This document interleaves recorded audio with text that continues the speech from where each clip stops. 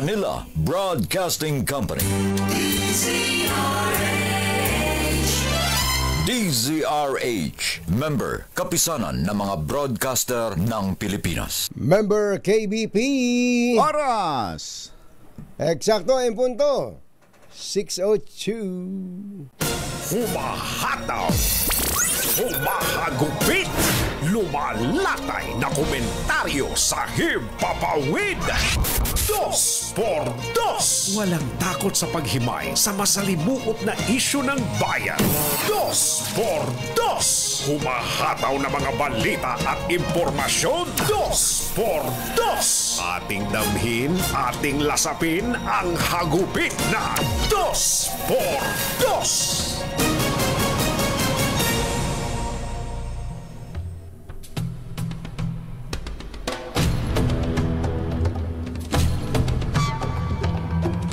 Tinapos na ng House Blue Ribbon Committee ang investigasyon sa umunay maling paggamit sa mahigit 600 milyong pisong confidential funds ni Vice President Sara Duterte.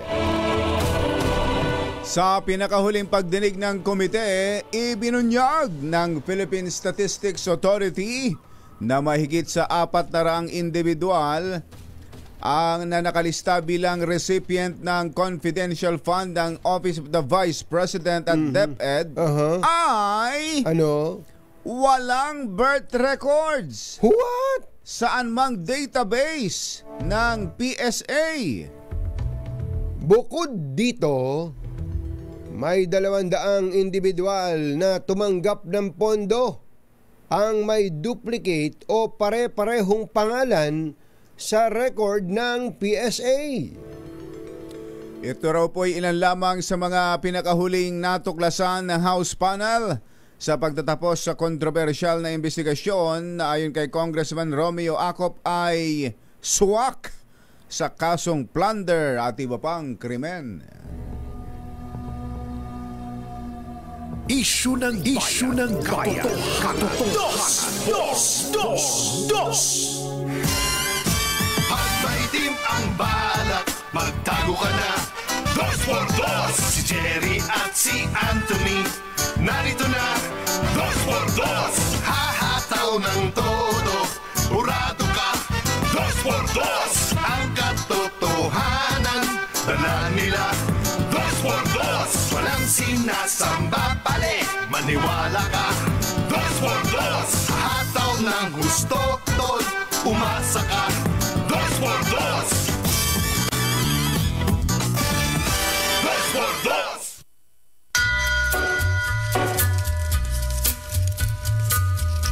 Hi. Magandang morning. Magandang umaga, bayan! Ito po si Anthony Taberna. Ito po si Jerry Baha. Muli pong sumasa inyo ang 2 por 2 sa umagang ito ng Friday! Yuhuu! Kamusta po kayo?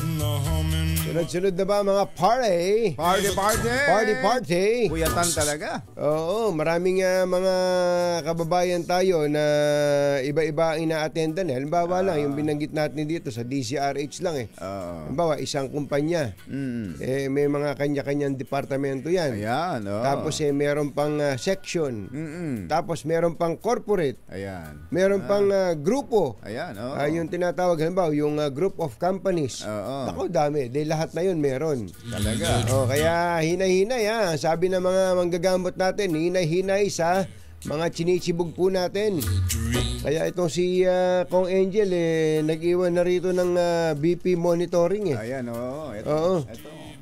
Ayos din naman to. Risk type electronic BP monitor. Tama ito. Ito talaga, itong si Kong Angel alam talaga yung mga pangangailangan sa ganitong panahon. Pantayan natin ang ating blood BP pressure. Importante po yan. At syempre yung sugar natin. Baka tumataas ng high blood ninyo, baka tumataas ang sugar ninyo. Ayan. Yan ang pinaka-delikado sa ganitong panahon. Magka-partner yan kumbatsero kapag tumataas yung sugar, minsan tumataas, hindi pala minsan, madalas ay Tataas kabuntot din na yung blood pressure. Oo. Kapag Yung uric acid din. Uric dapat acid. binabantayan din natin yan sa ganitong panahon. By the way, hindi lang po taba ang nagpapataas o cholesterol ang nagpapataas ng blood pressure, Oo. kundi pati yung alat. Oo. Lalo na yung mga kinakain nating maaalat. Maalat. Oo, sabi ko nga, masama doon sa sarap-sarap nung bagoong ng patis na may kalamansi, may silak. Sarap na. Yung alamang. Oo. Ay, nako. Pero sabi po ng mga Yung manggagamot. lechon, yung balat ng lechon, maalat yun. Mataba na, maalat pa. Naku, yung paisa, no? Grabe. Pero ang sarap Ay, kung nakain sa harap mo. Eat moderately. Yun, eat moderately. Sa lahat naman yata ng bagay. lang, pakurot-kurot lang. Oo. Kumbatsero, sa lahat ng bagay, kailangan may moderation. May moderation. Oo, sa lahat. Di lalo kahit na. sa kita. Kahit sa kita. Di ba? Kapag kahit sa porsyentuhan. Ay, naku, sinabi mo pa, kumbatsero. Kapag may kumikita ka na, ayos naman ha. Bastante ka na, okay na. Kumbaga, komportable naman na ang buhay mo. Okay na yun. Pero yung hindi ka na nabubusog, ay, nako, yun na. Doon na tayo mapapasama. May problema tayo doon. Katulad lang nitong pambungad natin, kumbatsero ito, maaaring may mga nakikinig sa atin. Ginigipit nyo si BP Sara alam nyo, kapag ang sagot yung iba bang mga ba't hindi nyo iniimbestigahan? Tama po naman yun. Tama naman na imbestigahan lahat. Pero in the meantime, dito muna tayo. Pero isunod natin yung iba. Isunod natin yung iba. Tapusin muna ito. Wala namang masama na talaga namang busisiin ang pondo ng iba pang mga government agencies. At pagpasyahan nga kung dapat bang tanggalin talaga ang confidential fund ng ibang mga agencies na wala namang kinalaman sa law enforcement. Totoo, kumbatsero. Katulad lang nito, no? Kung ikaw ay bubuksan mo lang ang isip mo, ito, kumbatsero, isip-isipin mo, nagsumiti ka ng mga peke. Ito, diniklara na po ng Philippine Statistics Authority.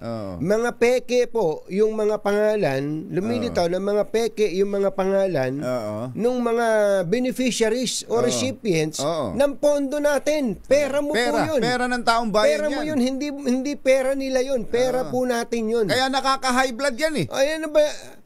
Kunin mo ay pang-BP. Yung monitor natin dyan ang BP. Diba? So, isip-isipin mo ilan daw yun? 400 individual. 60% daw po nung idineklara nila dong recipients ng daan-daang milyong pisong pondo na ito. Ang peke, hindi non-existent. Non-existent. Hindi ipinanganak ang mga taong yan. Yun po yung sinasabi po natin. Sasabihin naman ninyo, baka naman magpapa-register pa lang yan. Late registration. O kaya sabihin confidential nga Confidential nga Narinig mo ba? Confidential. Confidential. Spelling ka. Pag sinabing confidential, hindi totoong pangalan na sasabihin mo. Ganun pala naman. Kayo naman hindi niyo pala naintindihan. Mga taon to. Ang bihirang pati ganun pala naman. Kung ganun pala ang patakaran na hindi mo nasasabihin ang totoong pangalan ng confidential na yan. Halimbawa, usapang lasing. Usapan lasing. Confidential nga Kaya pwede mo namang ilagay dyan yung piatos Jack and Jill. Ba't kailangan pa yan? Ba't mo ba isasubmit yung acknowledgement receipt? Ng confidential na si Mary Grace Piatos. Nag-aksaya lang kayo ng tinta ng ballpen dyan. Tsaka ni Jack and Jill Contis. Hindi ba? Pambirang tsaka ni Tempura. Mario. Si Milky, hindi ba may pangalan Milky Regunan? Hindi, Milky ang pangalan Wala din Basta maraming pangalan. Tapos merong isang mukhang Milky Regunan, meron pa. Kung inilagay ninyo dyan Milky Regunan. Mukhang may isang pangalan kumbatsero na mukhang totoo yung pangalan. Kaya lang, pinirmahan sa magkakaibang probinsya sa iisang petsa. Ginamit ang pangalan ng makailang ulit. Ng magkakaibang probinsya. Sabi kasi nung gumagawa, napakahirap naman trabaho nito. Mag-isip ng pangalan. Oo, pambihirang pati sa At ipirma ng magkakaiba yung isang pangalan. Oo. Hindi tama yan. Hinaharas niyo si VP Sara. Confidential nga yan. Si Kuya yan. Milky si Kuya. Hindi.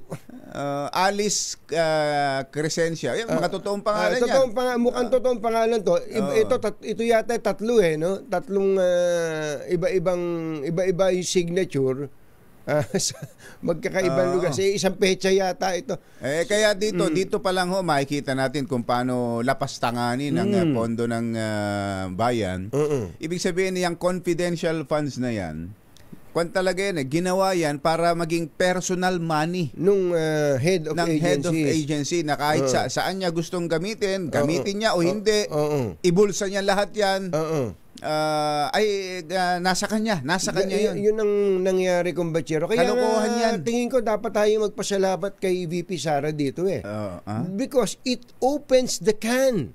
Binuksan po nito ang lata ng mga katiwalian sa confidential funds. Dati alam natin, naririnig lang natin yan pero ngayon, dapat lang nasa total naman, nalaman natin kung paano nila lapastanganin ang pera ng bayan sa pamamagitan ng confidential funds na yan, pati iba, imbestigahan din. Kaya hindi dapat matapos kay VP Sara ito. At siguro, kung hindi man magagawa ng investigasyon, total, ginagawa pa lang ngayon at nasa BICAM pa lang ang budget, alisan na ng confidential intelligence and confidential funds ang mga wala namang kinalaman sa law enforcement at ibuhos doon sa mga law enforcement agencies. Eksakto. Ang pondo. Yun para mismo. dyan. Yun sila nangangailangan katulad lang halimbawa kung Bachero nung Coast Guard. Coast Guard natin, tapos itong armed forces natin, ang ating Navy. Kailangan. Yan, mga ganyan. PNP. Halimbawa, yung example lang to, yung Bureau of Immigration. Kung layas-layasan tayo ng mga hinahanap ng gobyerno. May intelligence division yan. May intelligence division. Bakit hindi yun ang bigyan ng intelligence funds na talagang katulad ni Secretary Harry Roque. Nakatalilis ng hindi natin alam. Si Alice Go at mga kasama. Di ba? Nakatalis. Hindi po ba? Sila may kailangan yan Ba't kung sino-sino mahawak ng iba? At Anthony Taberna sa 2x2 sa DZRH. Kaya pala may isang kongresista, babaeng kongresista, nung sabihing tapos na ang House hearing, tapos na ba? Sabi raw tapos na ba? Tapos na nga ba? Tapos na ba? Ba't hindi pa natin napapatawag yung dalawang kolonel si Colonel Lachica at saka si Colonel Nolasco. Yung dalawang security head ni Vice President Sara Duterte na siyang inginuso ng dalawang Special Disbursing Officer na doon nila ibinibigay yung milyones na confidential fund doon sa dalawang kernel na yon, dalawang head ng security na doon nila ibinibigay sa utos. Ayun, malinaw na malinaw sabi nitong si Gina Acosta sa ni Fajarda. Tsaka ni Fajarda. Sa utos ni VP Sara. Kaya sayang lang at kumbaga inilalatag pa lang pala ng Committee on Blue Ribbon yung predicate biglang natigil yung hearing. Sabi ni si Congresswoman Franz Castro. Hindi pa ba siya sawa katatanong? Sabi. Hindi pa ba siya nagsasawa katatanong? Hindi pa raw niya natatanong yung dalawa. Yung dalawang kolonel na yon. Tapos na, sabi ni Congressman Joel Chua. Tama na, Congresswoman Franz Castro. Boundary ka na, pwede ka na mag-senador. Ang mga kumbatsero ng bayan, Katunying at Ka-Jerry. 2x2. Nakita mo ba yung Assistant Director ng Bureau of Fisheries and Aquatic Resources, Ivan? Yung palang yung Assistant Director ng BIFAR dyan sa Region 11. Pag Region 11, Davao yan, Ang bihira. Ang bata pa, 42 years old. At maganda, nakita ko sa picture. Naka-park lang yung sasakyan. Nilapitan nung dalawang gunman. Binaril, patay. Oo nga. Ito palang assistant director na to kong Bachero ay up for promotion para maging regional director. Nako. Kaya ito po ay iniimbestigahan. Gusto nga nating makausap ang mga taga-Department of Agriculture. Ganito ba ang nangyayari ngayon kapag ba ikaw ay mapopromote? Di mo, babae to. Babae. Babaeng tapos bigla na lang inupakan niya sa Panabo City, Davao. Oo. Ano kaya yan? Connected kaya yan doon sa kanyang trabaho. Impending promotion? Yun ang binanggit ng mga otoridad Basta nabanggit doon sa report na siya ay up for promotion for regional director pero wala pa yung ibang mga bagay. Kaya ay nako, mag-iingat din po tayo ha. Mag-iingat din po tayo lalo ka na Congressman Joel Chua. Marami na palang death threat itong si Congressman Joel Chua. Lalo na, kilala na siya ngayon. Oo, sumikat nga siya bigla Tuwing magpupunta raw ng SM si Congressman Joel Chua, ang dami na nagpapapicture sa kanya. Congressman Chua, kayo po ba yung may masarap na hopya? hindi ako yun. Iba yun. hindi ako yun. Sabi niya, ayan, si Congressman Joel Chua ng Maynila. At saka yung iba pa, alam nyo, ito rin naman ang buhay ng ibang mga government officials. Kapag ka ikaw ay kinatuwaan ng iba, sigurado may magagalit sa iyo. Ganun talaga. At may yung ibang nagagalit kong Bachero, ang dali pa namang sindihan. 'Di ba? Ang daling sindihan. Yung bang gigil sa iyo, parang gusto ka nang sakalin. Baka kalalakad-lakad mo, Congressman Chua, bila na lang may lumapit sa iyo at undayan ka na lang ng stick ng banana cue dyan. Kaya mag-iingat-ingat kayo. Kasi yung iba masyado mainit Talaga, totoo yan. Kasi yung mga lalo na ngayon, kampanya, panahon ng kampanya. Panahon na ng kampanya. Basta ingat-ingat po yung ibang mga kababayan natin, especially yung mga high profile. Oras po natin, Achi Ahya, Mr. Jalam Tang, Lakyam Di Chaphun, 6:20 na ng umaga. ACS Balita. Susunod na. 2x2 Tandem Anthony Taberna at Sherry Baha, ACS Balita. Ang programang ito ay hatid sa inyo ng ACS Manufacturing Corporation, ISO Certified, maker of world-class quality Pride detergent. Sa ulo ng ating ACS Balita, LRT may libreng sakay ngayong araw. Presyo ng bigas, inaasahan daw pong bababa ng 10% sa bagong rice tarification law.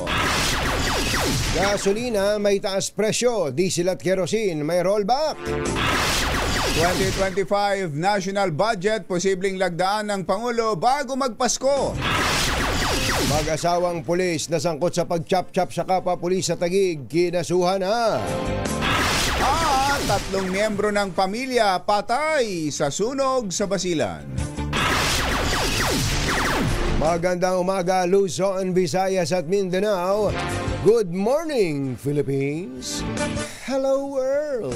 Kami po ang inyong mga tagapagbalita. Ito po si Jerry Baha. Ito po naman si Anthony Taberna. At ito ang ACS Balita, ACS Good News. May libreng sakay ngayong araw ang LRT Line 2. Ito'y bilang pakikiisa ng LRT 2 sa ika-76 na anibersaryo ng Universal Declaration of Human Rights at National Human Rights Consciousness Week. Magsisimula ang libreng sakay alas 7 hanggang alas 9 ng umaga at alas 5 ng hapon hanggang alas 7 ng gabi. Inaasahan ng Department of Agriculture na bababa ng 10% ang presyo ng lokal na bigas kumpara sa imported rice sa ilalim ng Expanded Rice Tarification Law. Gayunman, aminado si Secretary Francisco Chu Laurel na hindi kaagad mararamdaman itong 10% na pagbaba na ito Ngunit malaking tulong ang pinalawig na Rice Competitiveness Enhancement Fund na nakatakdang mapaso ngayong taon. Binigyang diin ni Laurel na ang bagong batas ay investment hindi lamang sa agrikultura kundi para sa kinabukasan ng bansa sa aspeto ng ekonomiya. Sa nilagdaang bagong batas ni Pangulong Bongbong Marcos na nag-amyenda sa Rice Tarification Law, madaragdagan ng hanggang 30 billion pesos upang palakasin ang suporta para sa mga inisyatiba tulad ng dekalidad na seed production, gamit pangsakahan, training and extension, pagpapahusay sa kalidad ng lupa, pangangasiwa sa peste at sakit ng palay at pangangasiwa sa patubig. Mas mapapababa ang presyo ng gas dahil if we can produce more through yung budgets na nakukuha na dagdag at mas tumagal pa, then we'll be more efficient and we'll be producing more per hectare. Si Agriculture Secretary Francisco Chu Laurel. Alas 6:26 na umaga, naimbaga bigat kada kaya minapo, agring kayon, gising na. Umarangkada na ang dagdag bawa sa presyo ng produktong petrolyo ngayong araw. Sa abiso ng mga oil companies, tataas ng 40 sentimos kada litro ang presyo ng gasolina. May rollback naman sa 50 sentimos kada litro ang diesel habang 75 centavos sa kerosene. Ito po ang ikalawang sunod na linggo na bumaba ang presyo ng diesel at kerosene at ikatlong sunod naman na linggo na tumaas ang presyo ng gasolina. Inaasahang manalagdaan ni Pangulong Bongbong Marcos ang panukalang 6.352 trillion national budget para sa susunod na taon bago magpasko. Ito ang tiniyak ni Presidential Legislative Liaison Officer Secretary Mark Leandro Mendoza. Samantala may binuo ng Technical Working Group na maglalatag ng summary sa mga probisyon na hindi napagkakasunduan ng Senado at ng Kamara. Oras na magkasundo ang mga mambabatas, dadaan ito sa Bicameral Conference Committee tsaka raratipikahan bago isumite sa tanggapan ng Pangulo. 6:28 ng umaga. Diyos maray na aga sa Indogabos, mga Bicolano, mata na kamo, gising na. Inasuhan na ang mag-asawang sangkot sa nadiskubreng chop-chop na katawan ng isang police officer sa Camp Bagong Diwa, Taguig. Ayon kay Police Brigadier General Jean Fajardo, PNP spokesperson, sinampahan ang kasong murder ng Taguig City Police ang dalawang suspect na police na kasalukuyang nasa custody ng Taguig CPS. Ano ba CPS? City Police. Ayun, Taguig City Police Station. Yun. Nabigla mo ako kisses dun ha. Sabi ni Fajardo, kasalukuyan pa nilang hinihintay ang resulta ng autopsiya sa bangkay ng biktima. Batay sa inisyal na investigasyon, binarilang Police Executive Master Sergeant ng kanyang kapwa police matapos siyang mahuli na nakikipagtalik sa kanyang mister na isa ring police officer sa loob ng kanilang quarters. Matapos ito'y kumuha ng chainsaw ang lalaking suspect at saka chinap-chop ang katawan ng biktima. Chainsaw pa pala. Chainsaw? Oo. E di ang ingay nun. Tsaka yung iba, hirap na hirap kumuha niyan eh. Oo. Diba? May lisensya yan eh. Baka humingi mo ng lisensya sa DNR. Meron ba siyang permit to quarry? Yun lang. At inilibing daw po sa kanilang ancestral house sa Baguio City. Nakita ang bangkay ng biktima nito lang December 5 matapos itong ituro mismo ng suspect kung saan niya inilibing ang biktima. Samantala, meron daw pong iba pang mga anggulo ng krimen na sinisilip ang PNP. Pakinggan natin ang report ni RH52 Edniel Parosa. Kami Edniel! Anthony at Jerry, hindi pa sarado ang kaso ng pagpatay at pagkatay sa pulis o ng pulis sa kanyang kabaro sa loob mismo ng tanggapan ng NCRPO sa Bagong Diwa, Taguig. Yan ang tiniyak ng pambansang pulisya kahit nakapagsampanan ng murder ang Taguig City PNP laban sa mag-asawang pulis din na pareho manong sangkot sa krimen. Ayon kay PNP spokesperson, Police Brigadier General Jean Fajardo, inaalam ng pulisya ang katotohanan sa aligasyon nitong anak ng biktimang Lieutenant Colonel na hindi affair kundi matagal ng plinano ang pagtumba sa kanyang ama.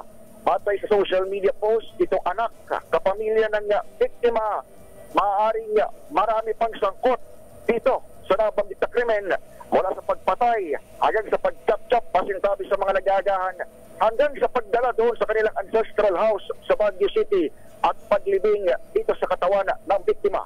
Pakinggan natin itong pahayag ni General Fajardo. Meron pang mga ibang anggulo na titingnan based doon sa sinasabi ng anak as to this claim na maaaring hindi lang isa because he was thinking accordingly na kaya ba ng isa lang na isakay at ilibing. So these are the things na tinitingnan pa po. So hindi pa po sakado itong investigation bagamat nakapagsampa na po tayo ng kaso.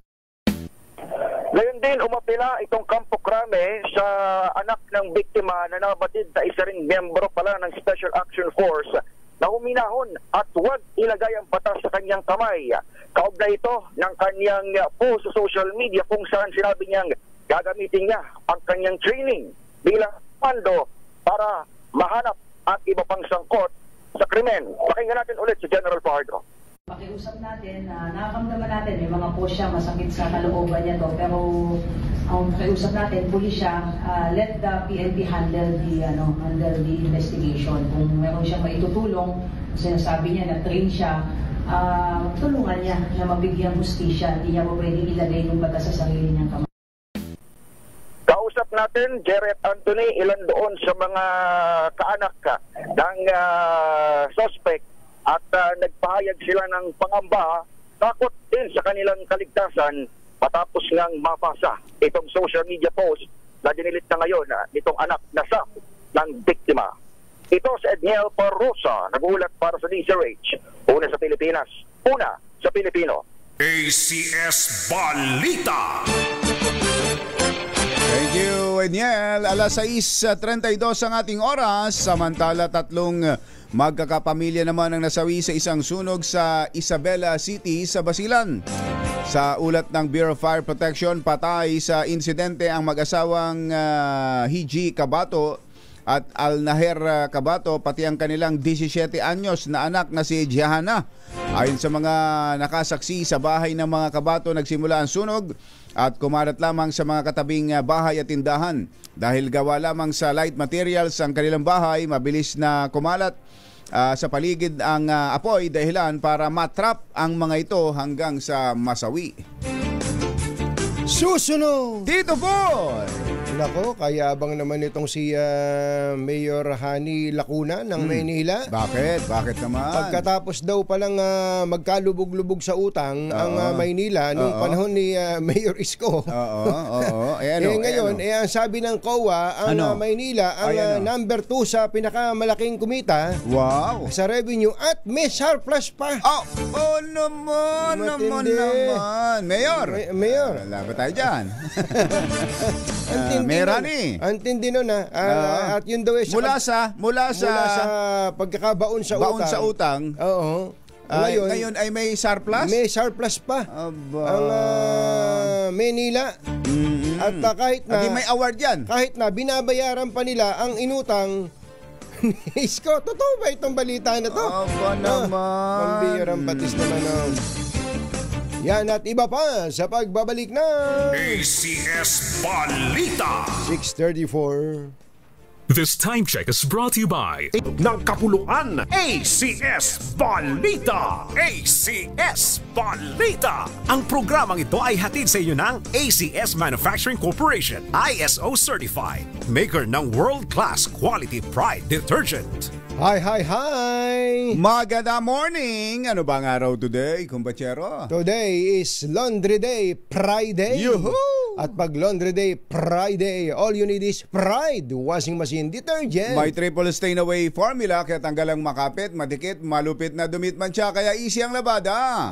Kaya pala mula noon hanggang ngayon, all you need is Pride. All you need is Pride. ACS. Kasama ang 2x2 tandem Anthony Taberna at Jerry Baha. ACS Balita. Oy, sa mga taga Maynila, makinig. Mga taga Tondo, Tita ko nene, auntie ko nene, kumusta na ba dyan sa may Bangkusay? Sa Pacheco? Marami tayong mga nakikinig dyan Doon sa... ba sila? Doon ba sila nakatira? Sila... Sa Pacheco? Sa may Pacheco. Pacheco. Mga taga Binondo, marami tayong taga panood, taga pakinig, pati diyan sa may Quiapo. Magandang umaga po sa inyo, mga taga Blumentritt. Blumentritt sa Oroqueta, si Vic Lima. Ayan, magandang umaga po sa inyo. Batang Maynila talaga yan. Ayan, yung mga taga Parola, saka mga taga Isla Puting Bato, sana'y nakakabawi-bawi na kayo diyan. Ang kagandahan naman pagka kayo ay, hindi naman maganda yung nasusunugan. Walang maganda sa nasusunugan. Pero ang kagandahan naman, kung masasabi mang kagandahan, maraming nag-aagaw-agawan para kayo tulungan. Sa pagtulong ngayon, sa panahong ito. Alam na. Pero busog na busog nga raw wala nga raw mapaglagyan dahil sunugan nga sila. Walang mapaglagyan ang napakaraming natatanggap nilang ayuda kung saan. Mainam yun. Ito, yung dating pulis na si Tatay Bonnie Aporo. Ako, taga Maynila ako. Sabi niya. Tatay Bonnie, hindi ba taga Quezon Province na kayo ngayon? Dahil retired na kayo? Hindi, lagi pa rin daw siya sa Manila, yung Manila's finest. Yung mga retired police officers. Magandang umaga po siya. Ito magandang balita, mga taga Maynila. Ipinagmamalaki po ni Manila Mayor Hani Lacuna na noon daw 2023 ayon sa COA, itong Commission on Audit, ang capital city ay nagkaroon ng kita na 21.29 billion pesos. Ilan? 21.29 billion pesos na revenue. At mahigit 3 billion na surplus. Ibig sabihin sumobra sa kanilang gastusin. Sumobra sa kanilang 3 billion? 3 billion na surplus. Laki, ha? Bininyag po ito ni Mayor Lacuna sa gilid-gilid. Sa sidelines ng nagbigayan ng award para po sa 2024 DILG Seal of Good Local Governance. Maynila po ay binigyan sila ng award dyan ng DILG. Sinabi po ni Lacuna na napagbuti ng Maynila ang kanilang financial standing at performance sa kabila ng sila nagkakandakuba, kababayad. Ay, grabe ka naman magsalita, Mayor. Mayor, magkano ba naman yung binabayaran nyo na yan na utang ng nakaraang administrasyon ni Mayor Isko? Sinabi ni Mayor Hani Lacuna na napagbuti nila ang kanilang katatayuang pananalapi at performance sa kabila ng sila nagkakandakuba sa pagpasan sa utang, sa kababayad ng utang ng 100 milyong piso buwan-buwan na binabayaran nila.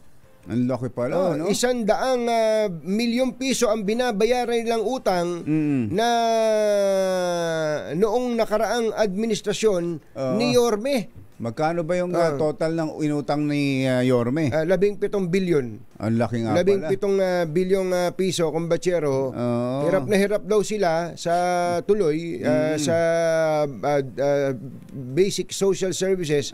Pero sa kabila nun, pinagbutihan nila ang kanilang koleksyon at hindi daw sila nagpataw ng mga bagong buwis sa mga taga Maynila. At hindi rin sila pumalya sa pagbabayad sa utang. Sumobra pa ng 3 billion. Idinagdag pa ni Mayor Lacuna. Nagdagdag ka pa talaga. Talagang masayang-masaya na si Mayor. Ang kanya daw administrasyon ay kahit na nahihirapan, inulit na naman niya, ay hirap na hirap daw sila sa kababayad ng 17.8 billion pesos na ipinasa sa kanila. May 0.8 pa pala. Almost 18 billion pala yan. Na ipinasa daw sa kanila ni dating Mayor Isko Moreno. Yun nga. Kaya nagpapasalamat daw sila sa COA dahil ang Maynila sa maayos na pananalapi nito ngayon nakita ng COA na ang Maynila ang pangalawa sa buong Pilipinas sa mga lungsod na magaling ang tax collection o revenue collection at may surplus pa. Kaya sila binigyan ng Seal of Good Local Governance. Ayan. Ang Maynila ay second to Pasig in surplus at second sa Quezon City sa revenue. Ano pa tawag doon sa seal? Seal of Good Local Governance. Ayun. Ang pangarap daw nila ay malampasan nila ang Quezon City sa revenue. Medyo mahihirapan kayata. Ang laki ng Quezon City. Malaki ang Quezon City. Ang pangarap daw nila ay maging number 1 sa revenue, malampasan ng Quezon City, at sa surplus, malampasan ang Pasig City. Ayun. Congratulations sa mga taga Maynila. Mayor Hanny Lacuna, congratulations. Alas 6:45 ang ating oras. Sa ibang balita, nakalusot na sa ikatlo at huling pagbasa ng Senado ang panukalang batas na nagdedeklara sa Pampanga bilang Culinary Capital of the Philippines. Inaprobahan ng Senate Bill 2797 ng 21 senador, bumoto ng yes at wala namang tumutol. Ayon kay Senator Mark Villar, sponsor ng panukala, ang pagdedeklara sa Pampanga bilang Culinary Capital ng bansa ay hindi nagbabasura sa iba pang lalawigan na may kanya-kanyang distinct and edgy dishes. Yun. Kaya lang, ang tanong nitong si Ricky Ileto, si Kuyang Ricky Ileto natin, ba't ba ayaw niyong pangalanan yung mga pulis na yan? Nagalit Yun daw, Alin pulis? Yun daw mga pulis na nang chap-chap. Pinangalanan na namin kahapon. Pakitype mo nga uli, Greg. Yung pangalan ng biktima, saka yung pangalan ng mag-asawang pulis. Pakibang yan. Kasi nagtatampo siya, yung binabasa daw natin, hindi natin pinapangalanan. Nagiging matampuin ka na, Kuya Ricky. Wag. Sumama ka muna kay Supremo sa pamimigay ng tulong. Mamigay ng ayuda. Mamigay lang kayo ng ayuda yan. Ang mga kumbatsero ng bayan, Katunying at Ka-Jerry. 2 por 2. Mabilisan lang kumbatsero, hindi lang natin masyadong ma-gets pa kung paanong bababa ng 10% ang presyo ng bigas sa pamamagitan nitong bagong batas na nag-e-extend dun sa rice tariffication law ito hindi ba? Kausapin natin si Assistant Secretary Arnal de Mesa ng DA. Sec, magandang morning. Si Katunying po at saka si Ka-Jerry.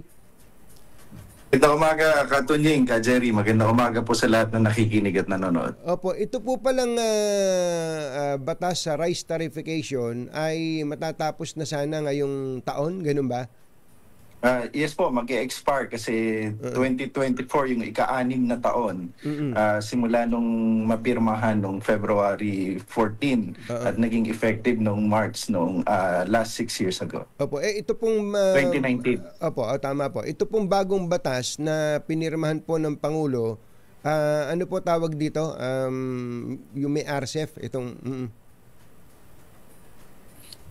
pinalaki yung Rice Competitiveness Enhancement Fund o RCEP nitong amenda dito sa Rice Tariffication Law. Ngayon ay RA 12078 at dati 10 billion lang yung RCEP natin kada taon, automatic appropriations yan. Ngayon ay magiging 30 billion na. Magiging 30 billion. Hindi ba yung RCEP, ASEC, ang pinanggagalingan niyan ay yung buwis na nakukolekta mula sa importation.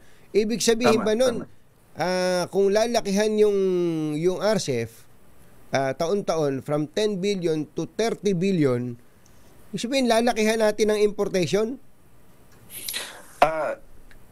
Depende yan, Katunying. Hindi naman lalakihan. Pero kung titingnan natin historical data simula nung maipasa yung RTL ng 2019 hanggang ngayon, 2024, nakita natin na yung allocation na 10 billion ay sobra-sobra. Maliit kumpara doon sa total collection talaga. In fact, last year, more than 30 billion yung nakolekta natin at tinaasahan natin ngayong taon taon ay mas malaki pa sa 30 billion dahil unang-una yung bigas talaga nagmahal sa international market. Tandaan natin na bago nagkaroon ng problema dito sa Ukraine, bago nagkaroon ng pagbabawal sa India, below $400 per metric ton. Pumalo yan ng hanggang almost $700 per metric halos ton. na doble, no? Yeah, halos doble talagang. At ngayon, nasa $500 per metric ton na siya. Malaki na rin yung binaba. Pero talagang yung importation natin last year nasa 3.6 million metric tons. Ngayong taon na to ina-expect natin pwedeng umabot yan hanggang 4.5 million metric tons. Ito ay unprecedented to, no?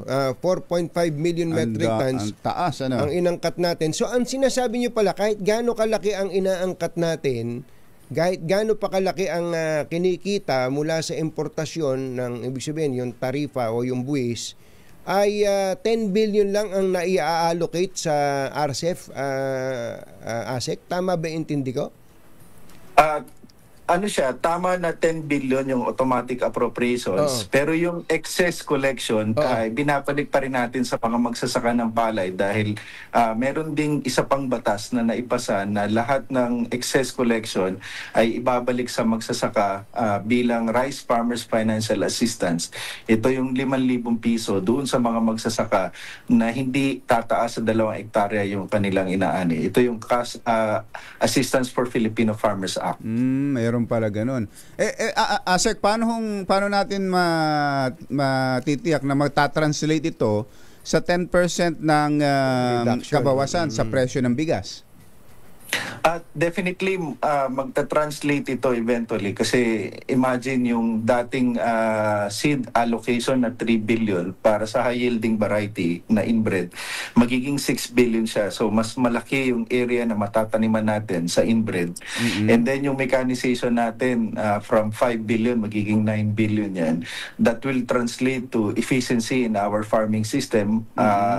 Yung huling pag-aaral halimbawa na nilabas ng PSA ay malaki na yung binaba sa cost of production.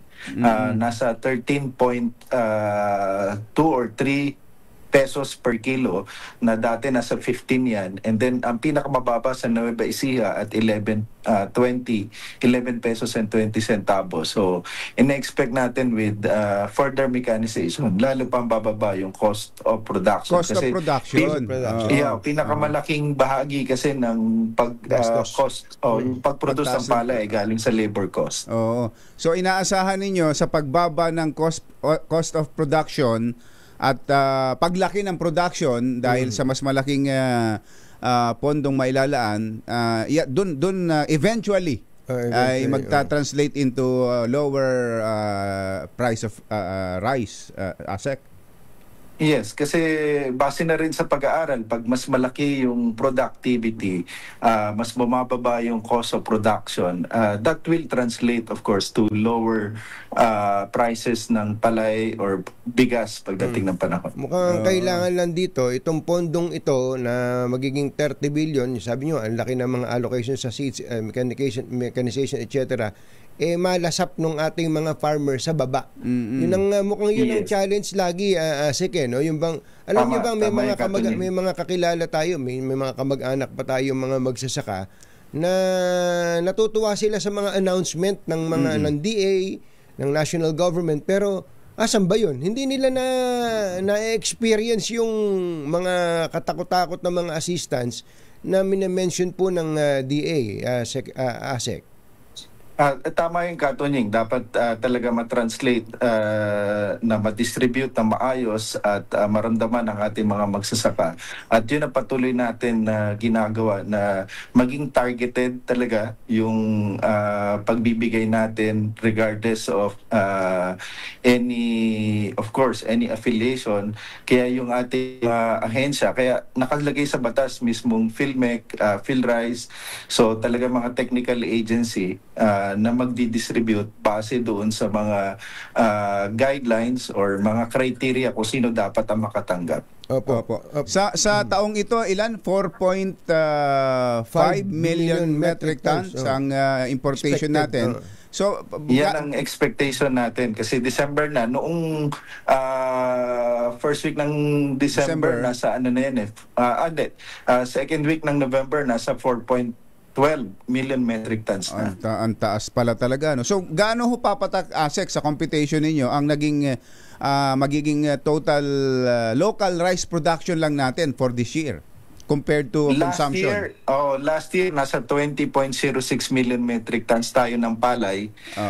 Ngayong taon dahil talagang grabe yung dinanas natin ng mga problema, natural calamities from El Nino noong first quarter and then mga sunod-sunod na bagyo, may La Nina.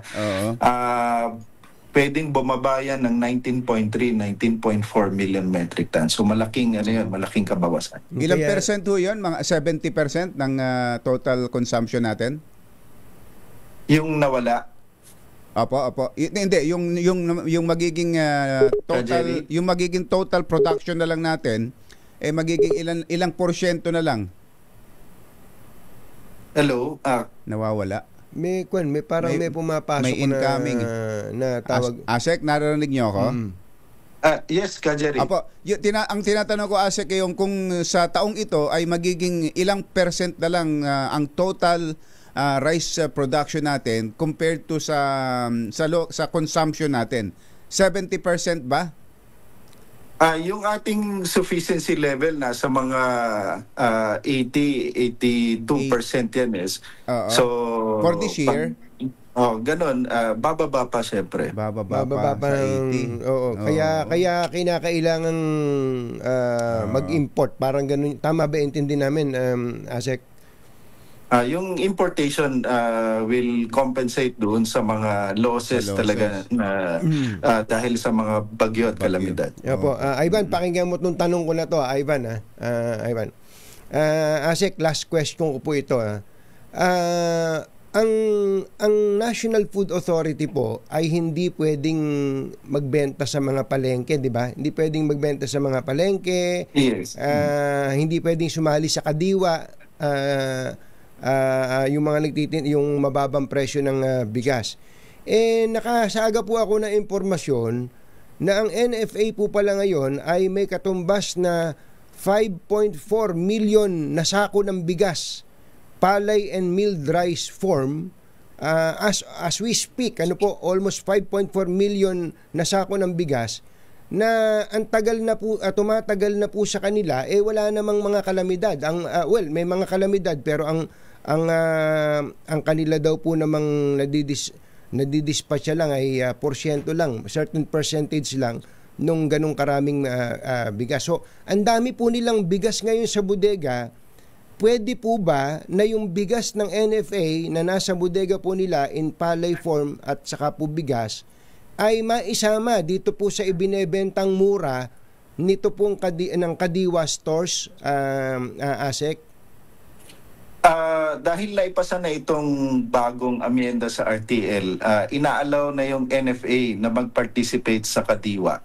So isa yung tama ka, Katunying, dahil naging maganda yung procurement ng NFA, malaki talaga yung kanilang inventory ngayon ng both palay at saka ng bigas. At malaking development, welcome development itong pagsasabatas ng amyenda sa RTL para makaparticipate ang NFA dito sa Kadiwa natin. Magkano po nila pwedeng ibenta sa Kadiwa? Ito, daming bigas nito. Mas marami ang makikinabang dito, ASEC. Magkano po nila kayang ibenta per kilo sa ating mga consumers ang bigas? Dadaan ito sa pag-aaral ng NFA Council, do meron ng mga naging initial na mga basihan ng mga nakalipas na council meeting. But sa mga susunod na pagpupulong nila, makikita natin kung ano yung magiging pinal na presyo pag nagtinda sila sa Kadiwa. Magkano po ba nila binebenta ito sa DSWD? Ang pagkakalam ko nasa mga 38 pesos per kilo. Ayun. So baka ito na mismo. Ito ay mababang presyo. Tamang-tama ngayong holidays, pwede nang magbenta ng NFA rice. Pwede silang mag-38. Mag-38 pesos per kilo. Tapatan na lang yung presyong pang LGU at presyong pang DSWD. Parehas na lang. So pwede na pala to. Starting, kailan po ba umpisan to, Asek? Of course, as soon as maging anong tawag dito, effective yung batas, nakalagay naman doon 15 days after publication sa official gazette, effective yung batas. At tingnan din natin kung ano yung requirements sa IRR. Pero yung batas kasi napaka-specific. At kumbaga kagaya ng mga ibang batas na na-develop ni Senator Villar at saka ng ating kasamahan sa Kongreso, si Kong Enverga, very detailed yung pagkakagawa ng batas. So yung IRR talaga napakasimple na lang. Pero malaking bagay po yung 15 days, kung gaano kahaba pa yung paggawa ng IRR.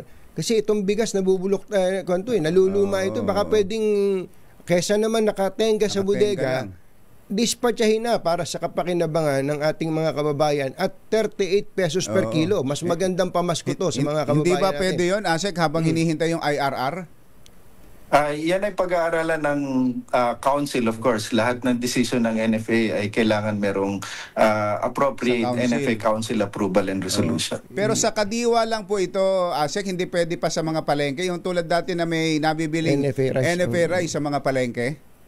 Ang nakalagay sa batas ka, Jerry, ay sa mga kadiwa centers. Kadiwa centers. Opo, ayun. Thank you, Asek. Maraming salamat. Asek Arnel de Mesa, mabuhay po kayo. Maraming salamat ka, Jerry, ka, Tunying. Mabuhay kayo at magandang umaga. Maraming magandang salamat. umaga po. Isipin mo kung Bachero, ang tinutukoy natin dito, 5.4 million metric bags. Bags yan. Napakadaming sana kung maihabol ngayon, bago mag medianoche. Tama kung Bachero, kasi sayang di ba? Hanap tayo hanap ng murang bigas, natutulog sa andyan lang pala. Natutulog sa bodega, hindi naman, sabi nga ng NFA, nakatali yung kamay namin sa pagbebenta sa DSWD pag may kalamidad. At kaya tanong ko tuloy sa NFA kung Bachero yung mga ibang sources natin doon, gaano ba karami ang kailangang itabi para sa calamity. Ang mandate daw kung Bachero ng NFA ay 9 days na buffer stock. Ibig sabihin, ngayong taon daw, 600,000 bags lang yung nabenta nila, na-distribute nila. Kakaunti lang yun, kumbachero. Samantalang ang nasa 600,000 bags para sa calamity yan. Yun lang yung na-consume nila para sa calamity. Samantalang ang kanilang nabili at nasa bodega nila ngayon, 5.389 million na sako ng bigas in palay and milled rice form. Pag sinabi hong sako ng bigas, 50 kilos yan. 50 kilos yun, kumbachero. Ayun, andun ang bigas. Huwag tayong magpunta kung saan-saan. Sa NFA warehouses ang bigas. Dispatchahin na yan.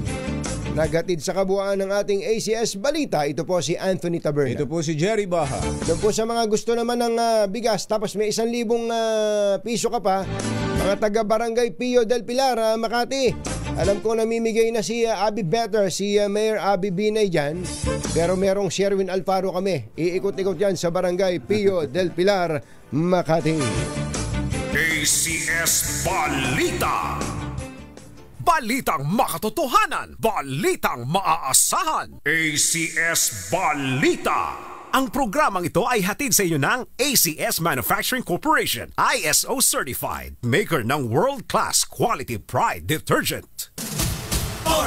Basa ko tong puro mga batas na bago, kumbachero. Yung bukod doon sa RCEP, meron pa pala nung isang araw, may pinirma ng Pangulo ng batas na isinulong naman itong si Senator Win Gatchalian. Itong VAT refund for non-resident tourist, yung kagaya ng ginagawa natin pagka nakakapunta tayo sa ibang lugar. May namili ka doon, ayun, pag dating mo sa airport, pwede kang mag-tax refund. Kumulekta. Tax refund. Ngayon meron na po. Ito pong VAT refund on locally purchased goods. Ito daw po kung may turistang nagpunta dito. Pag turista? Pag turista. Foreign tourist? Yes, foreign halimbawa, tourist. Kung tayo lang, magiging turista tayo ng Cebu. Walang ganon. Walang ganon. Papakita mo ba ako ng passport pag so para sa mga dayuhan yan. Para sa dayuhan, para daw po makakapag-engganyo ng mga dayuhan turista na pumunta dito sa ating bansa.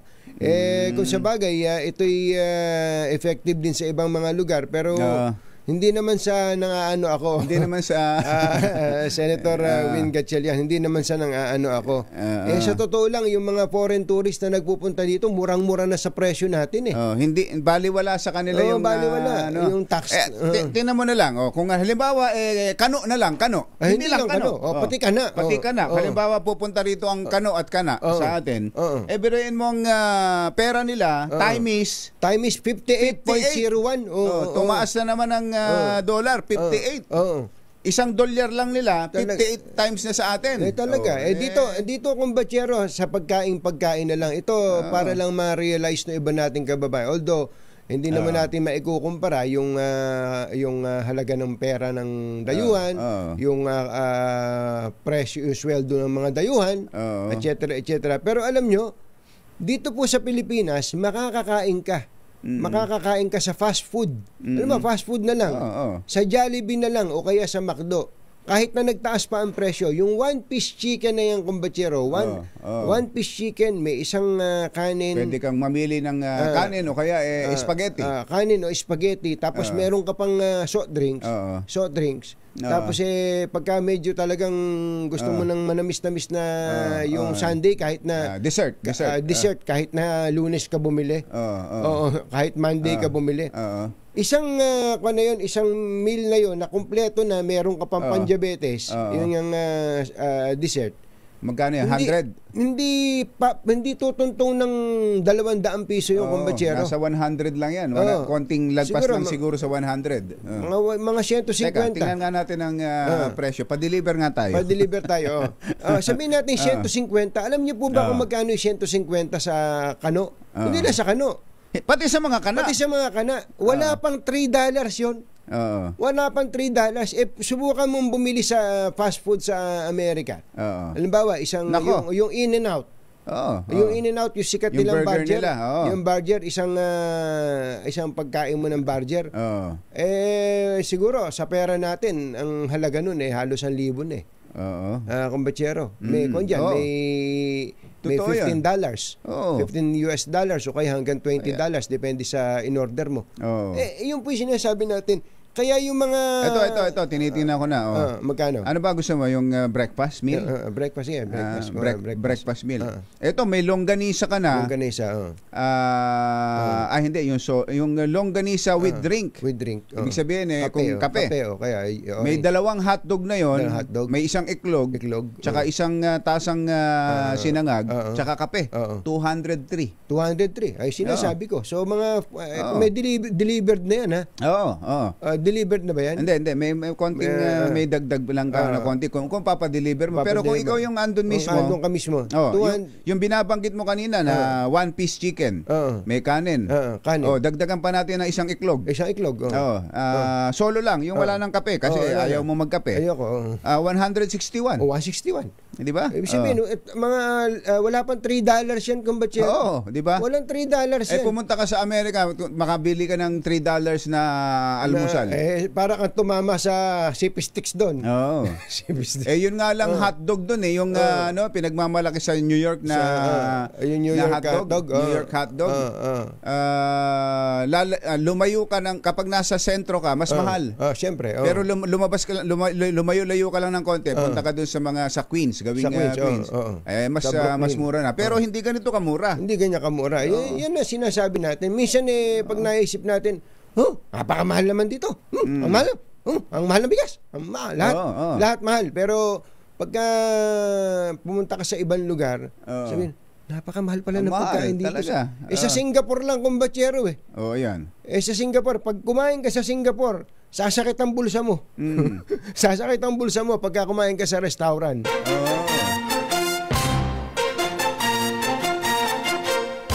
Katonying at at Jerry. Anthony Taberna, Jerry Baha, ang samahang pinatibay na ng panahon. 2 por 2. Sabi ni Mother, wala ba manlilibre dyan? Mas mura pala kapag Jollibee. Kapag spaghetti. Magkano? 152 lang. Kapag yung solo, 146. May Ayun. chicken ka na, may spaghetti ka pa. Yan, sinasabi ko. Oh. Sabi nito si Jelom Tang, bili ko sa In-N-Out 2 hamburger ng friend, 2 hamburger ng friend and friend. Soft drink cost $25 plus kung siguro plus soft drinks. So 2 hamburger tapos soft drinks, $25 daw yun, 1,350. Dalawang hamburger. Ganun talaga. Ganun po talaga. Kaya yung tax refund dito, hindi yan ang magiging dahilan ng dayuhan para pumunta rito. Hindi yan. Ang pinakamagandang dahilan, ayusin natin yung traffic, ayusin natin yung airport na ginagawa na ngayon. Ang dami na improvement sa airport natin, baka hindi nyo pa nare-realize. At syempre, peace and order. Ayan, peace and order. Tapos yung kabutihang, kagandahan ng pag-uugali ng mga Pilipino, hindi pag nakakita ng puti. Uy, ayun yung kano. Ako to. Iiskamin na. Pambira. May mga ganong ugali, mga ibang mga Pilipino. Pambira. Tantanan na natin yan. Kauna-unahan sa Pilipinas. Manila Broadcasting Company.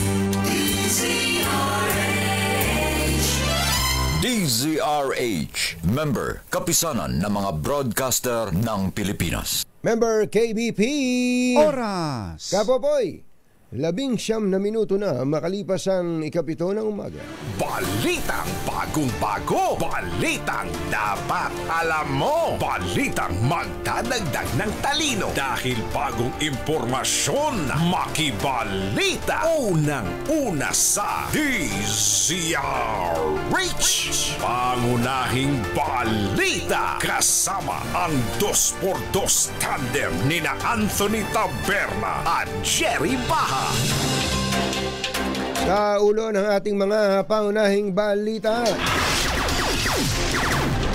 mahigit 400 benepisyaryo ng confidential fund ni VP Sara non-existent. VP Sara hindi dadalo sa investigasyon ng NBI.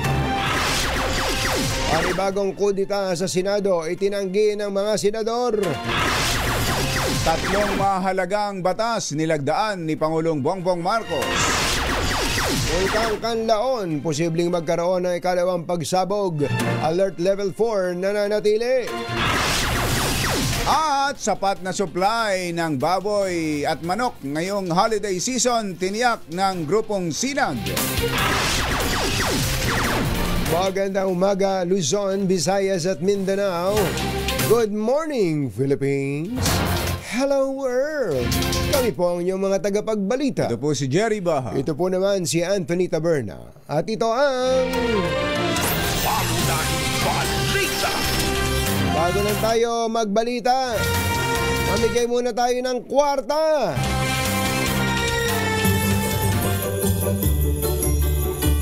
Panalo ang Pasko sa DZRH. Dahil sa Pasko Panalo, mas malakas promo. Puntahan na natin ang location ng ating roving team. Namamasko.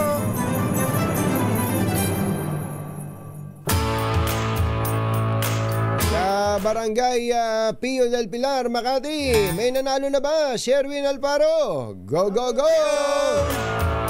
Anthony at Jerry, meron na tayong winner dito sa ating DZRH Pasko Panalo promo. Pero kanina yung pinag-uusapan nyo, yung fried chicken, dito sa Barangay Pio del Pilar, may fried chicken din. Sige nga. Ano tawag dyan? NCR. Food card para sa mga vendors. Programa nila. Pinamumuha na nanto ng dole. Magaling yan ha, maganda yan ha. May ganyan pala. Oo, may ganito na ang kasama dito sa stall na ito, yung manok na paninda na may 40 pirasong manok na ipiprito mo, tapos yung mga sangkap doon sa pagluluto. Pero walang financial assistance sa kasama to, yung puhunan lang na gamit doon sa pagtitinda. Oo. At kapag naitinda mo, yung puhunan Ang ganda niyan. Yun ang kapitan Meron mo na. palang ganyan. Yung mga ganyang programa, dapat ay na ipopropagate natin. Tama. Oo, nang malaman. So, ang ibibigay sa kanya, sa beneficiary niyan, ay manok mismo? Oo, manok mismo, tapos mantika, yung harina para sa pagluluto, tapos yung mga ingredients para doon sa kanyang ititinda. At kapag naibenta niya na yung kanyang paninda, yun ang magiging seed capital na iikutin niya para mapalago yung kanyang negosyo. Saan niya kukunin yung mga supplies? May komisary ba yan? May komisary ba? Baka nasa Visayas. Galing na sa one time na one time lang. Supply. So kapag nakapagbenta siya, yung susunod na ibebenta niya, sa palengke na niya bibilin. Oo, yun ang mapapaikot na ng kapitan. Ayun, maganda yan, maganda. 35 pesos lang, makakapag-enjoy ka na ng fried chicken. Tingnan mo na. 35 pesos pero wala pang kanin yun, ha? Wala pang kanin yung 35 pesos. Kasi pag may kanin, nasa 40. 40. Pero yung food cart, merong ganon na may kanin. Meron din siyang kanin. Wala kanin kasama sa chicken lang. food cart. Kundi manok lang talaga. Mamimili ka kasi kung ano ititinda mo. Kagaya nito, food cart niya is fried chicken. So fried chicken ang ingredients na ibibigay sa kanya. Maganda para yan, sa maging seed capital. Maganda yan. Iba naman yan. Yan, ano naman yan? Paninda naman, kamote. Yan, kamote na may... Iba na yan. Iba na yan. Yung malilit na Iba na. pongkiat. Iba na yan, bayaw. Kiat-kiat. Pero panawagan lang sa lokal na pamahalaan ng Makati kay Abby Better Binay, na Mayor Abby Better. Dahil yung mga tupad dito sa lugar na ito sa Pio del Pilar, halos mahilo yung basura kanina, yung daanan natin. Titikturan sa kanan, hahanguin, tapos ililipat sa kaliwa. Titikturan uli doon. Nakita mo? Ganun ang ginagawa, Sherwin? Nung nilapitan ko, tilitratuhan ko. Ayan, tilitratuhan ko kanina. Ayan. Ako pa yung pinuntahan dito sa lugar natin para tignan at obserbahan kung anong sasabihin ko sa observasyon ko. Nakakapanghinayang lang na buo yung sweldo na tatanggap nila sa gobyerno. Sana maging tapat sila doon sa tupad. Maganda yan. Tama. Yan ang obserbasyon naman at nakikita ng marami sa ating mga kababayan. Napupudpud nga daw yung semento kawawa. Kakawalis At yung nakikita naman natin ngayon, hindi puket lang manok yan, ha? Alin? Busi bumibili pala. Yung umaga. Dahil matig na habang naglalaba sila dito, ayan, nakalabas ang washing machine, nakalabas din ang radyo, malakasan ang pakikinig ng radyo dito ng ating magpinsan tandem na nagwa-washing ngayong umaga. Pangalan niyo po? Mami Emmy Roldan. Mami Emmy Roldan na palaging nakatutok sa DZRH. Sa DZRH, Katingin. Tignan mo, may echo pa yung radyo nila. Ayun. Good morning po, Emmy. Katingin, at saka Jerry. Yan, si Katingin at ka Jerry. Dahil ang paborito niya si Katingin at si ka Jerry. Ito, may pambili pa kayo ng sabon. 1,000 pesos! Yay! Maraming salamat po! At syempre dahil magpapasko na, ito meron kayong Noche Buena grocery mula sa DZRH. Salamat po, Katingin, ka Jerry. Maraming salamat po sa inyo. Yung payong nila, Katingin, ka Jerry, medyo sira-sira na. Palitan mo na. Sa umbrella. Yan na para hindi sila nababasa habang nagtitinda rito ng manok. Sino nagtitinda ng manok? Ito pa lang Chicken Queen. Ayun, Si Josie de la Cruz nagtitinda ng manok pala rito. Si Josie pala nangyari kay Governor, ano? Pagkakaupo ni nanay, parang gobernadora ng Bulacan. May office chair pa yun sa labas. Tignan mo habang nagtitinda. Parang gobernadora ng Makati, si Nanay Josie.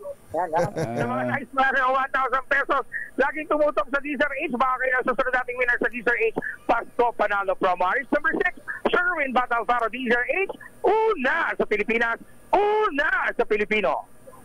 Thank you! Pangunahing balita, mga nangunguna at mga bagong balita sa DZRH. Pangunahing balita 7:27. Ang balitang ito ay hatid. Alas 7:33 ng umaga.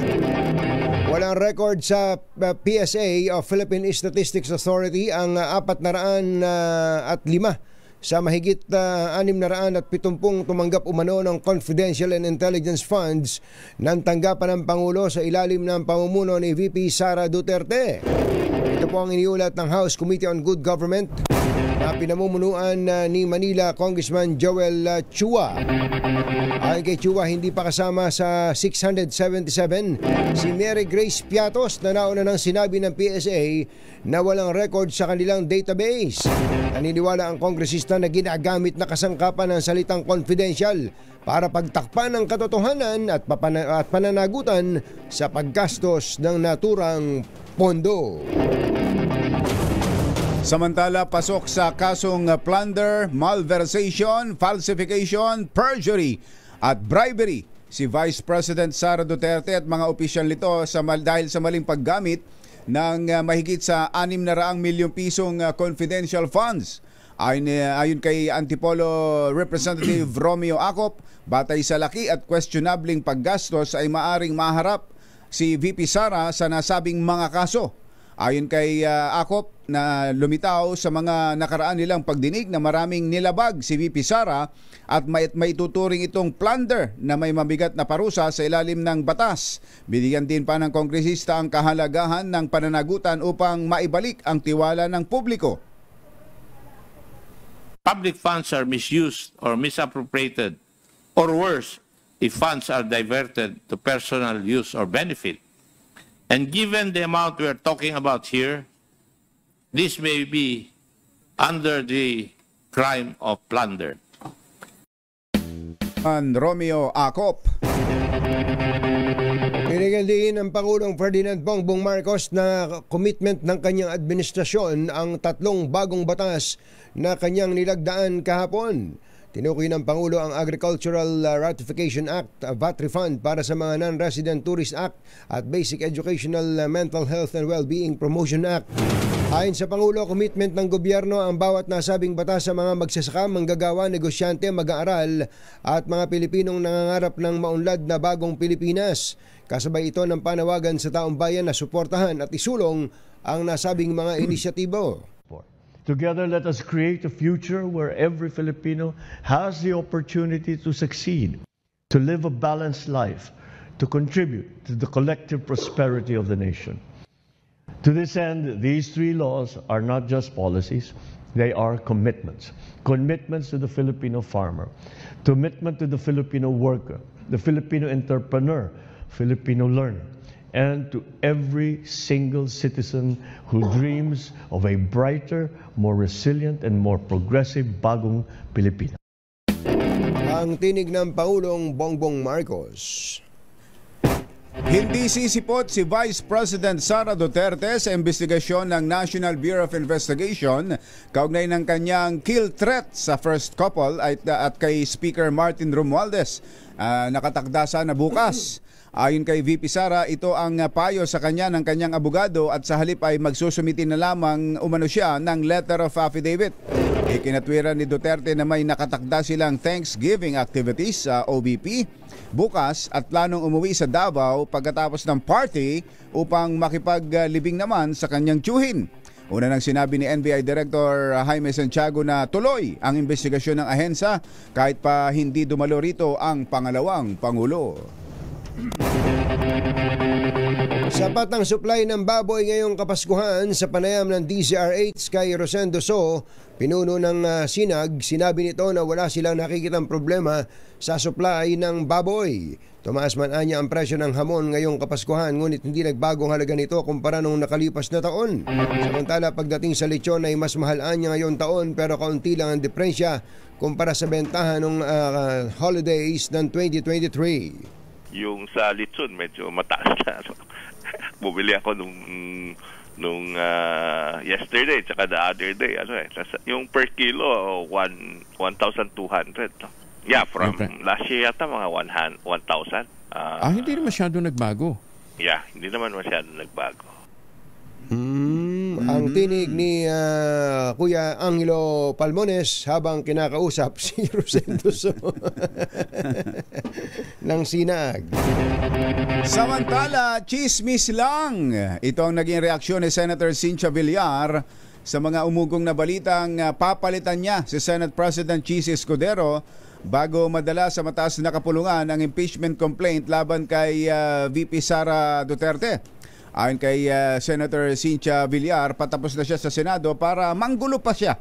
Una rito, napaulat na may 11 senador ang sumusuporta para ikudita si Escudero at ito'y pinangungunahan ni Senator Amy Marcos na kapartido ni Villar sa NP. Kagad naman itong itinanggi ng mga senador at tinawag ngang chismis lang. Kasi si Senator Amy pa palang nababalitang nagpapasimuno ng kudita. Oo. Yun, fake news. Fake news daw. Chismis lang. Cheese. Senator Cheese. Miss. Nagbabala ang PHIVOC sa posibilidad na muling sumabog ang Bulkang Kanlaon. Ito matapos sa ilalim sa Alert Level 3 ang bulkan kasunod ng matinding pagsabog bandang alas 3 ng hapon kahapon. Bilang pag-iingat, inilikas na ang nasa 87,000 na individual na naninirahang malapit sa bulkan. Sa ilalim kasi ng Alert Level 3, posibleng muling sumabog ang bulkan anumang oras. Kung sapat ang supply ng baboy, sapat din daw ang supply ng manok ngayong holiday season. Sa panayam ng DZRH kay United Broilers and Raisers Association President Jay Feliciano, sinabi nito na kahit pa magkulang ang supply ng manok mula sa local suppliers ay mayroon namang imported. Yun. Sana, may imported. Nakakalungkot lang anya na hindi gaanong kikita ang mga lokal na magmamanok dahil ang ilan sa kanila ay nagbago ng cycle sa pag-aalaga at posibleng hindi na makahabol ngayong Kapaskuhan. Nagkataon lang kasi yung nakaraang cycle, ito yung November, medyo may mga bagyo tayo, so medyo nagbago yung pag-aalaga ng mga kasama ko at saka yung pagbagsak ng manok noong November. Meron na mga nag-aalaga, kaya lang siyempre masyado ng gipit yan, palapit ang Pasko. Naghahabol yung iba, gumulo kumbaga. Ayun. Si Jay Feliciano ng mga magmamanok.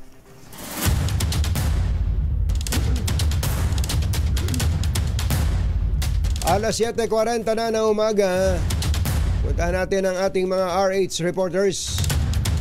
Yun daw pong mga taxi drivers ay nangangamba na mabawasan sila ng kita. Diba pagka ganitong panahon malaki kita? Dahil maganda pasada. Correct. Eh ba't naman sila nangangamba? Alamin natin ang balita mula kay RH52 Edniel Parosa. Kami Edniel! Anthony, salungat nga sa inaasahan kapag Christmas season o holiday season, baliktad lalo pang umaaray ang mga taxi driver dahil ikatlong sunod ng linggong may taas presyo sa gasolina. Ayong araw na ito ng Martes, sunod kasi ng 40 centimos na increase ngayong umaga. Inaasahan ng mga kausap natin Cambio King na libo ang mawawala sa kanilang kita. Narito tayo ngayon sa lungsod ng Mandaluyong kung saan dinaybay natin mula kanina yung mga gas station sa Shaw Boulevard hanggang dito sa kanto ng EDSA. Yung pinakamahal pa rin ay 59 pesos, halos 60 pa rin ito. 59.59 sa Shell, 58 pesos, 58 centavos ang sea oil. Sa Petro naman 56 pesos and 60 centavos, habang yung Phoenix ay 55 pesos at 60 centavos. Kahit kasi may rollback sa diesel at sa kerosene, yung gasolina ikatlong sunod ng may oil price increase. Sabi tuloy ng mga driver na nakaparada rito sa isang mall sa EDSA Shaw, salungat nga sa demand ng holiday season 500 hanggang 600 pesos pa rin kada araw ang kanilang naiuuwi ngayon dahil sa lakas ng kanilang kakompetensyang TNVS. Kaya doble dagok ang sunod-sunod na oil price hike habang papalapit ang dapat sana ay masayang Noche Buena. Pakinggan natin sila. Kitahin mo, napunta na sa gas. Di ba? Magkano na nawala sa inyo, sir? 3 linggo na? Oo. Malaki na rin, 3 linggo na. Buti sana kung maraming pasahero, walang problema. 1,600 ang gas kahapon. Kumbaga sa ano, medyo tumaas ang gasolina ngayon. Ay ngayon, nagtataas pa. Wala na kami kinikita. Tataas naman ang gasolina. Ang tinig ng ilan sa ating mga nakapanayam dito sa lungsod ng Mandaluyong. Ito si Edniel Parosa, nag-uulat para sa DZRH. Una sa Pilipinas, una sa Pilipino. Mga nangunguna at mga bagong balita sa DZRH. Pangunahing balita. Hoy, Kuya Elmer Ngo, maganda morning. Kay Sam Sagun, dyan sa Peace Camp. Kumusta ba si Apo Jungle? Doon daw sa Thailand, kumbatsero, mas mura ang pagkain. Mura ang pagkain, parang Pilipinas din talaga. Hindi, yung pinag-uusapan natin, actually dito naman talaga sa Southeast Asia, halos lahat mura. Mura. Maliban na lang sa Singapore. Singapore lang ang mahal. Mahal talaga sa Singapore. Pero Hong Kong, mahal din kaya ang Hong nga Kong. Nagpasakali tayo kanina hindi naman pwedeng ikumpara. Gawa nung, halimbawa, sa mga mauunlad na bansa, ang laki ng sweldo dun halimbawa, ang minimum wage sa San Francisco o kaya sa California, kumbatsero, siguro mga $13 per hour yan ang minimum. Ang minimum wage dyan. So kung papasok ka ng per hour ng 8 oras, time is mga $104 yun, kumbatsero. Tama ba?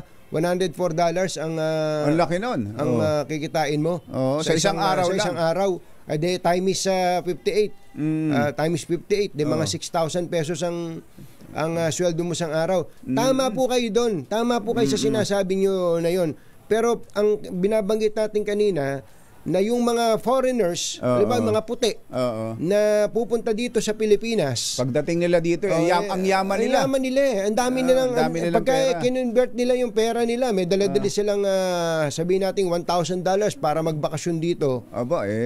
Tiba-tiba na sila dito sa Pilipinas kung pagkain ng lakad nila. Busog, sindat na sila. Totoo sa $1,000 lang na dala nila. Samantalang tayo kung pupunta ron, ito sabi ni Attorney Ronnie Hiron, nung huli yata siyang magpunta sa New York.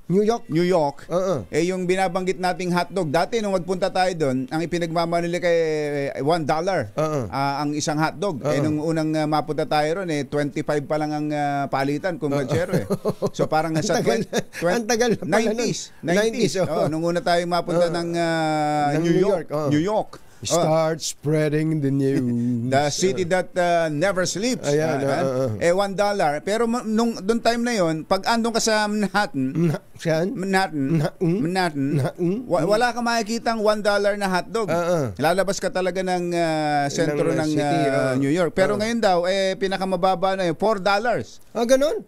Yung hotdog na yun. Napakamahal na pala nung hotdog na yun. Sabi ni Attorney Ronnie Ron, so magkano na yun? Mga 200 plus na yun, isang hotdog. Isang hotdog ko pala. Tinan mo na. Kaya nga kumbaga talagang kung ikaw nandito tapos pupunta ka sa abroad, nako, ubos ka. Pero kung ikaw kumikita ng dolyar, ikaw ay kano o kaya kana.